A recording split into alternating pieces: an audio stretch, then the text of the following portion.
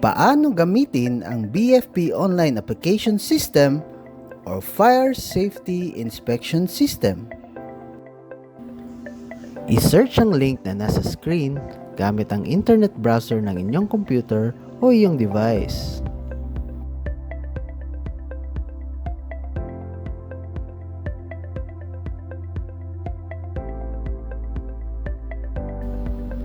At kung ikaw ay wala pang nakarehistrong account, i-click ang Register Now button at punan ang mga kinakailangan na impormasyon.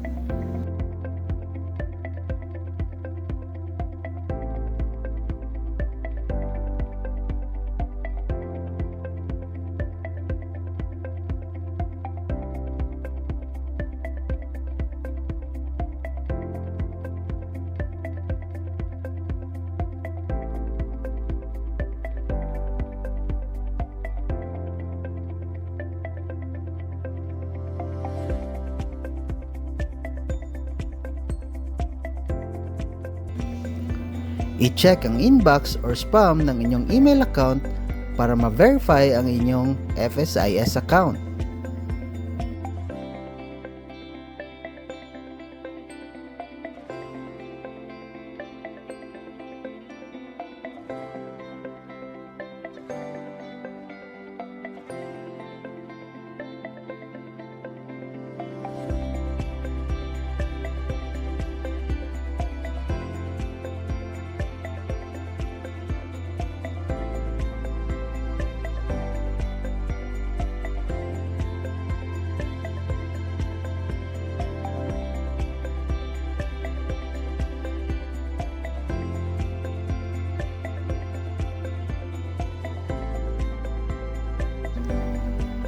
Mag-login gamit ang nakarehistrong account.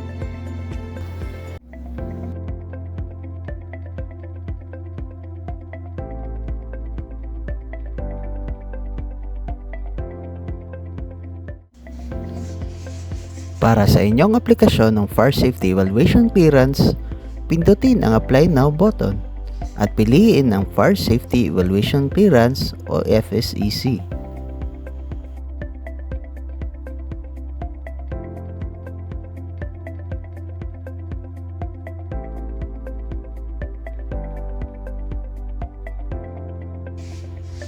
Sa unang hakbang, punan ang mga kinakailangang impormasyon batay sa inyong aplikasyon at i-click ang Submit Application button.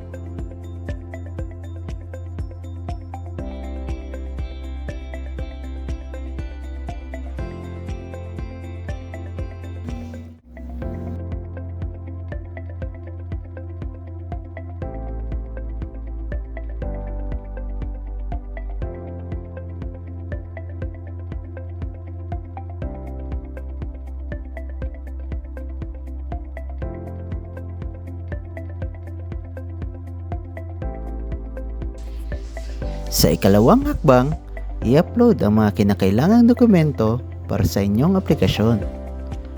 Maiging sumangguni sa inyong architect o engineer para malaman ang iba't ibang plano o dokumento na dapat niyong i-upload.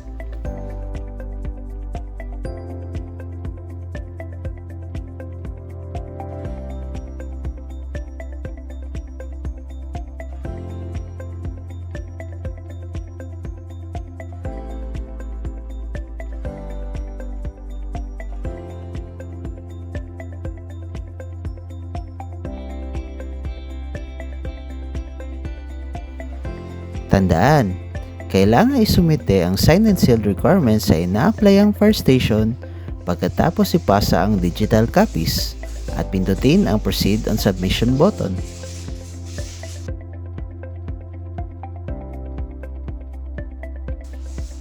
Sa huling hakbang, maiging basahin ang mga nakalakip na impormasyon at pindutin ang Confirm Submission button.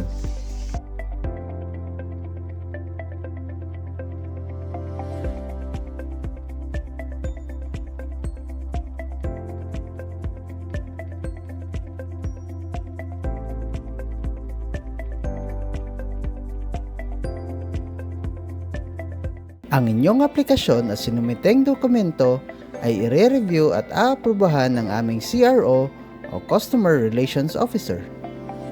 Kapag ito ay naaprubahan na, ang aming assessor ay gagawan ito ng assessment.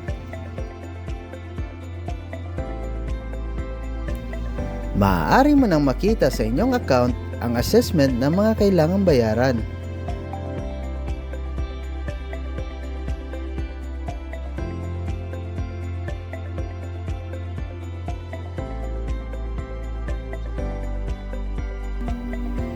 I-click ang Applications sa dashboard ng inyong FSIS account. I-click ang inyong aplikasyon at ang Capture Payment Details button.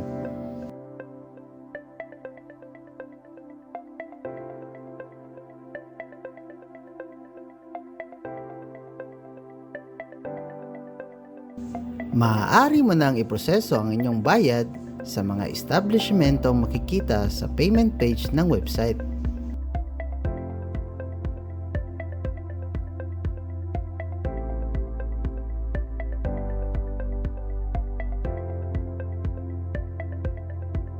Ang inyong bayad ay otomatikong maitatala sa record ng aming collections officer. Magtatala ang aming Chief FSES ng evaluator o inspector na naaayon sa inyong aplikasyon. Ang evaluator ay susuriin ang mga dokumento na inyong isinumite.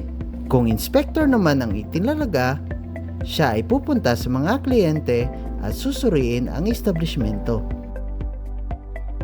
Ang resulta ng pagsusuri ay babasahin at aaprubahan ng aming Chief FSES. At para sa huling pag-aapruba, ang inyong aplikasyon at resulta ng mga pagsusuri ay muling ire-review ng aming Fire Marshal.